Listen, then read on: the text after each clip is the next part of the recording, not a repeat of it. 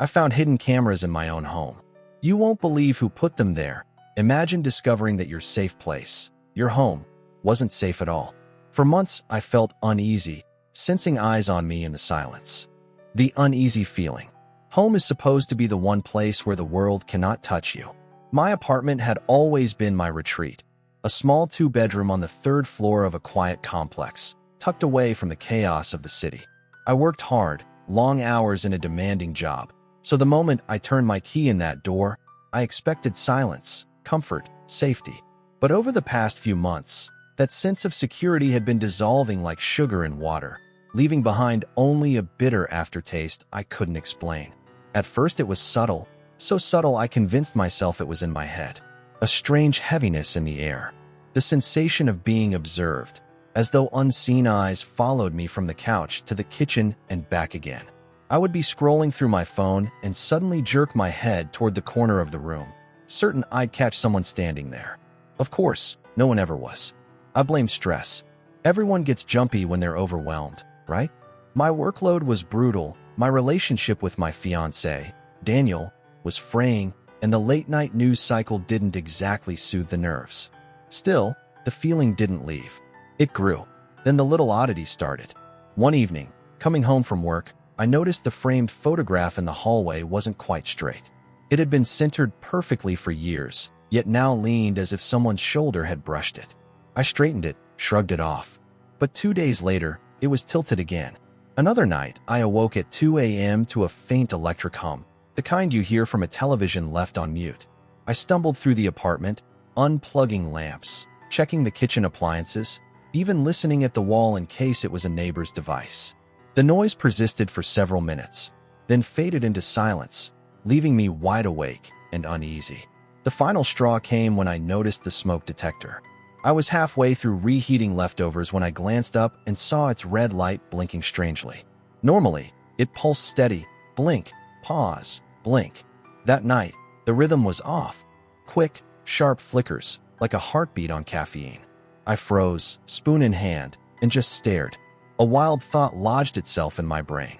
I dragged a chair under the detector, climbed up, and twisted it off the ceiling.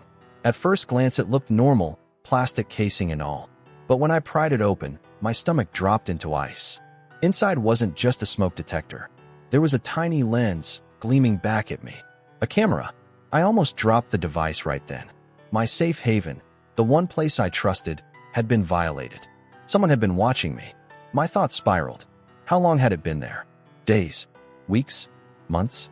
How much had it seen? I pictured myself sleeping, cooking, showering. I felt naked in my own skin, even standing fully clothed in my kitchen. I locked every window, every door, pacing like a trapped animal. I kept telling myself it had to be a mistake, some bizarre manufacturing error. But deep down I knew better. Smoke detectors don't come with camera lenses. I sat on the couch, clutching the plastic shell in my lap, shaking so badly my teeth chattered. My phone was in my hand before I realized it, thumb hovering over the emergency call button. But then I hesitated. What would I even tell the police? Hi, I think someone put a hidden camera in my apartment, but I don't know who or why. What if they dismissed me as paranoid? Worse, what if they investigated and whoever planted it found out I had discovered it? I couldn't call. Not yet. I needed to know more first. That night, I barely slept. Every creak of the building made me bolt upright. Shadows on the wall seemed to stretch and breathe. At one point I swore I heard faint static, like a wiretap, but maybe it was just in my head. Morning came slowly, dragging its pale light through the blinds. I sat at the table with a cup of coffee that had long gone cold, staring at the dismantled smoke detector. My sanctuary was no longer mine. Someone had crossed a line, and I had no idea how deep the violation went. I should have felt powerless. Instead, beneath the fear, something else stirred, an ember of determination. Whoever was behind this had made a mistake by underestimating me. I was going to find out the truth. But first, I needed to know just how many eyes were watching me from the dark. Digging deeper, I spent the next hour pacing through my apartment, the gutted smoke detector clutched in my trembling hands. Every surface, every corner of the room felt suspicious now. The walls seemed to close in on me. How many other hidden eyes were there? I set the device down and opened my laptop. I typed in frantic searches. How to find hidden cameras, detecting surveillance devices, ways to scan your home. Half of the websites looked like conspiracy forums, the other half like dry technical manuals. But the more I read, the more I realized this wasn't some rare, impossible nightmare. Hidden cameras were real and shockingly easy to buy.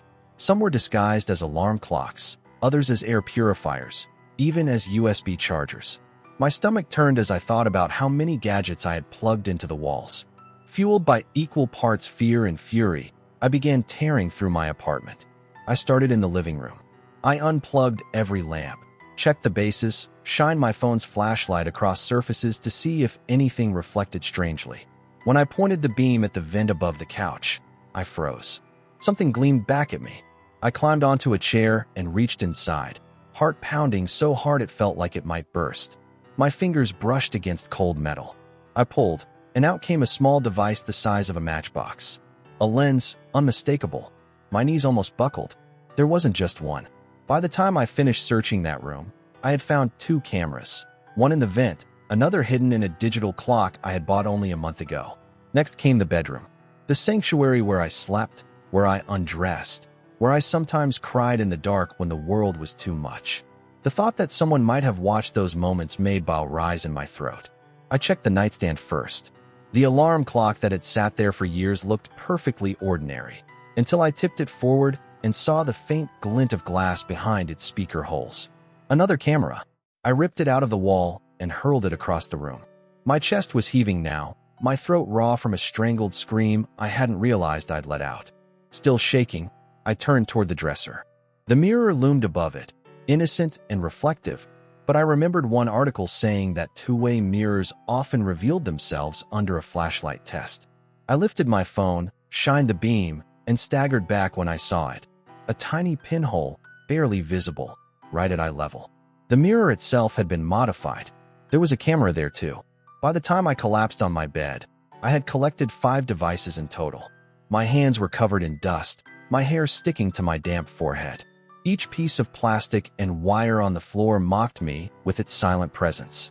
Whoever had done this hadn't been sloppy. They had been deliberate, careful, methodical. The question clawed at me. Who had access? Daniel had a key, of course. He had lived with me part-time until recently, when things had gotten rocky between us. He seemed to know details about my day that I hadn't shared, but I'd brushed it off as intuition. Now it felt sinister. My landlord also had a key. So did the building's maintenance guy, who had been in here last month to fix the bathroom sink. That was 3 potential suspects already, and there could be more if copies had been made. I felt sick. I thought about calling Daniel, demanding answers. But what if he was behind it?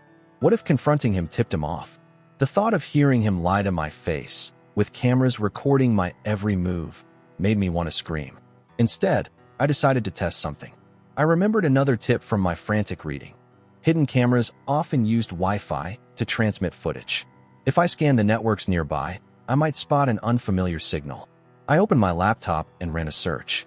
Sure enough, in addition to the usual connections, there was one labeled simply CM02. My breath hitched. I clicked on it, but it was locked with a password.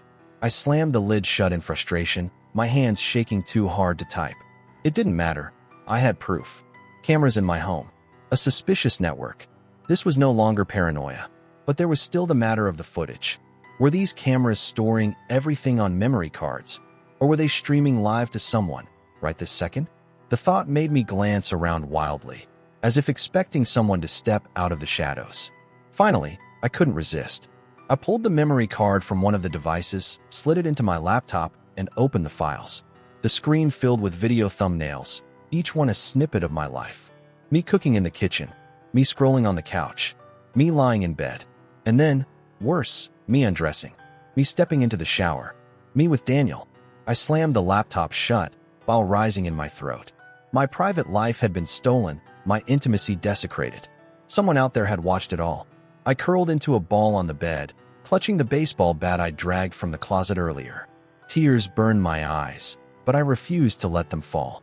Fear was trying to break me, but beneath it, a new emotion was growing: rage. Whoever had done this thought I was prey. They thought I'd be too scared, too ashamed, too powerless to fight back. They were wrong. The next morning, my plan was clear. I wasn't going to call the police blindly. I was going to find out exactly who had invaded my home. And when I did, I would make sure they regretted ever crossing that line. The truth revealed. The morning after my discovery, sunlight streamed through the blinds, but it didn't feel warm. My apartment was no longer my home. It was a crime scene, a stage where someone else had been pulling the strings. I gathered the cameras I'd found into a shoebox, sealed it with tape, and shoved it under my bed. I didn't want to look at them anymore, but I needed them. Proof. Evidence. Every sound in the hallway set my nerves on edge. The neighbor's footsteps, the creak of pipes, even the distant slam of a door, all of it felt sinister now. Whoever had done this could be just outside, watching, waiting. My phone buzzed. A text from Daniel. Morning. Didn't sleep much. Want me to come over? I stared at the screen, my pulse quickening. Was this concern or guilt? I didn't reply. Instead, I slipped on my jacket and headed out. My destination, the hardware store. If someone wanted to play a game of surveillance, I would play back. I bought a handheld RF detector, a device that could pick up wireless transmissions. The cashier gave me a curious look, but I offered no explanation. Back at the apartment, I swept the detector across every room. The device beeped almost immediately, strong signals from the ceiling light, the bathroom mirror, and the vent. Even though I had already pulled cameras from those spots, the signals lingered. Was it residual, or had I missed something? I searched harder, prying at screws, tapping walls, crawling under furniture. And then, behind the TV stand, I found another one. Camera number 6. That discovery pushed me over the edge. I grabbed my phone and finally dialed the police. The officer who answered sounded skeptical at first, but when I explained that I had actual devices, actual footage, his tone changed. They promised to send someone over. 2 officers arrived an hour later.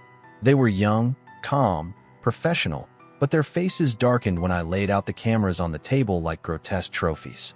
One of them inspected the lens with gloved hands while the other asked me questions. Did I suspect anyone? Who had access to the apartment? I hesitated, then said Daniel's name. My landlords. The maintenance workers. They took notes, promised an investigation, and left with the shoebox of horror I'd collected. For a moment, I felt relief. Surely now it was out of my hands. Surely the authorities would handle it. But relief didn't last. That night, as I sat alone in the apartment, my phone buzzed again. A new text from an unknown number. You shouldn't have touched them. My blood ran cold. I called the police immediately, showed them the message when they arrived again. They traced the number, but it was a burner phone, untraceable. The officer urged me to stay somewhere else for the night. So I packed a bag and drove to a friend's place across town. But even there, I couldn't sleep. Every shadow on the wall felt like an intruder. Every sound of passing cars made me jump. I kept replaying the footage in my head, the invasion of my most private moments. Whoever had done this knew me intimately. Too intimately. 2 days later, the police called. They had checked the Wi-Fi signals around my building. One of them, the network I had seen labeled CM02, was linked back to a router registered under my landlord's name. My knees went weak.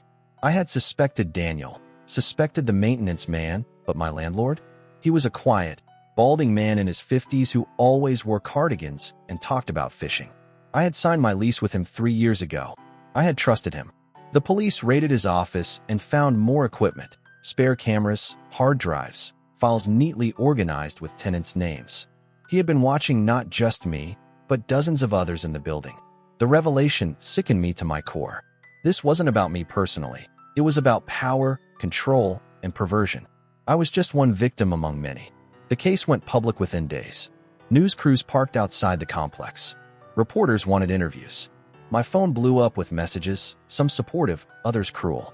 Strangers speculated about what had been recorded, about my private life. I wanted to crawl into a hole and disappear. But I also wanted justice. When the trial came, I testified. My voice shook, but I told the truth. The unease, the discovery, the sleepless nights. The defense tried to paint me as paranoid, emotional, unreliable. But the evidence was overwhelming. Video files, devices, Wi-Fi logs. He was convicted. The cameras were gone. My landlord was behind bars. But the damage lingered. I couldn't walk into my apartment without scanning every corner. Couldn't undress without covering mirrors. Couldn't sleep without checking the locks 3 times. And Daniel? Our relationship didn't survive. He wanted to move past it, to pretend it hadn't scarred me, but I couldn't. The betrayal of trust, even though it wasn't his doing, had poisoned everything. We broke up quietly, like blowing out the last ember of a fire that had long since burned out. It's been a year now. I live in a different apartment, in a different city. Every wall has been inspected, every device scrutinized. Sometimes, when I walk in the door, I almost feel safe again. Almost. But there's a part of me that will never stop glancing over my shoulder, never stop listening for that faint hum in the dark. Because once your sanctuary has been violated, once you've discovered the hidden eyes in the walls, you never really forget. And you never stop wondering if someone, somewhere, is still watching.